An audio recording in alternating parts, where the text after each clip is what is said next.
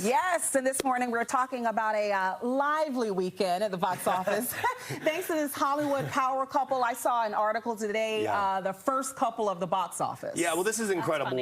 Shout out to Chris for the lively box office weekend joke there. That was an incredible one. This is a really big deal. Also, what I love about this story is, one, that people are going to the movies. That is a huge indication that the movie theater experience is still alive, that people love the communal aspect of going to the films. But to have a married couple have the #1 and #2 spot at the box office is really kind of a beautiful thing in general, because movies, to me, are, there's a love language to the way movies react. And it's been 34 years, Kevin. I mean, the last time #1 and #2 at the box office, Bruce Willis and Demi Moore with Die Hard 2 and Ghost. Right, so Demi Moore had Ghost, and as you mentioned, Bruce Willis had Die Hard 2, so it's been 34 years since 1990, and as you can see the numbers here below, Deadpool and Wolverine did $54 million estimated in its third weekend at the box office, and then obviously it ends with Us, the incredible Blake Lively film based on the international bestseller, did $50 million.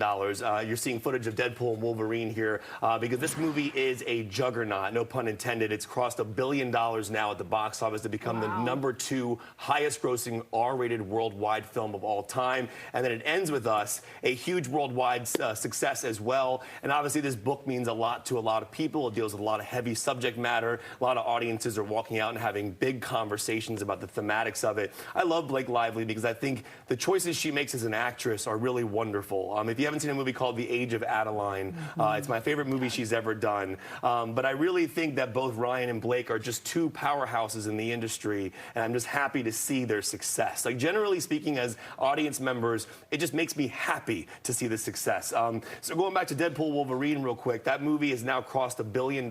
So last week we did a story on the news here.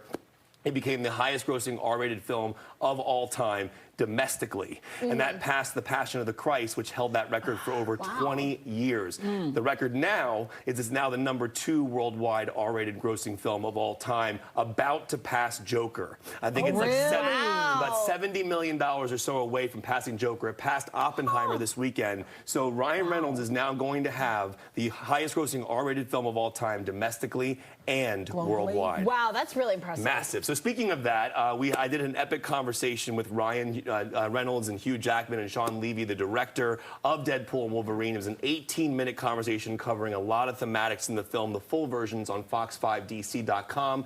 Here's a little clip of that interview right here. One of my favorite conversations I've had in a long time.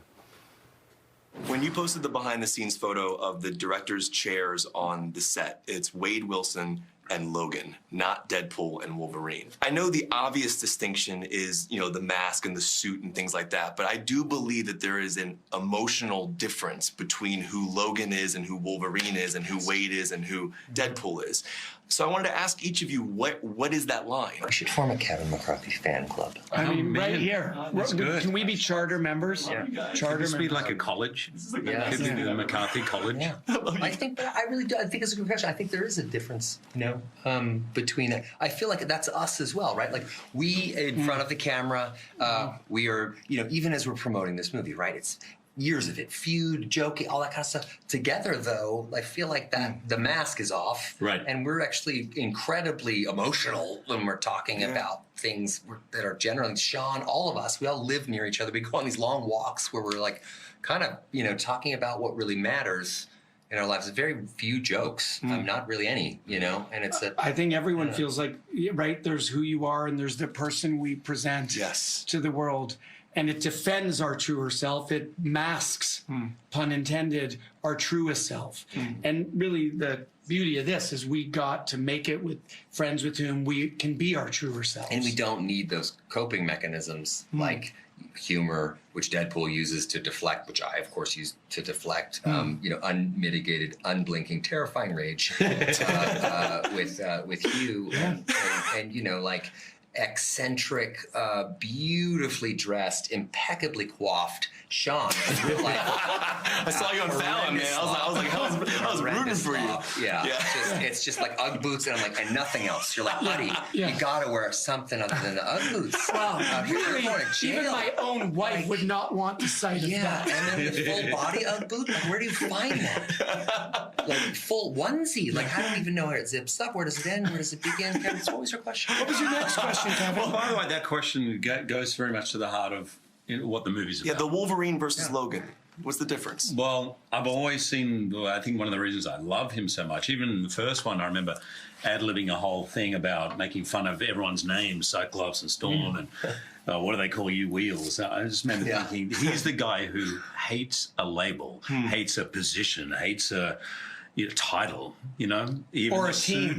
Hates a team. Yeah, any sort of system or authority, he questions everything because he's an outsider and he isolates, and his defense mechanism is to not sign on to any ideology, not to sign on to any team. All right, that's Hugh Jackman, Sean Levy, as well as Ryan Reynolds, Deadpool and Wolverine in theaters now. Also, It Ends With Us in theaters now as well, starring Blake Lively. I want to also shout out the Blake Lively movie made $80 million total worldwide. So that's $50 million domestically, $30 million internationally. That movie will easily cross $100 million. I know people are really interested in hopefully a sequel, but congrats to both Ryan and Blake for their box office success, and also making films that make people want to go to the theaters. True. That is, to me, the best sign of this, 100%. and happy that they're a married couple and they have that #1, And they're #2 so relatable, spot. too. I think they have a lot. You want to see them win. I want to see them win, and this makes me really happy, genuinely. Kev. Yeah, thank you to both of you guys.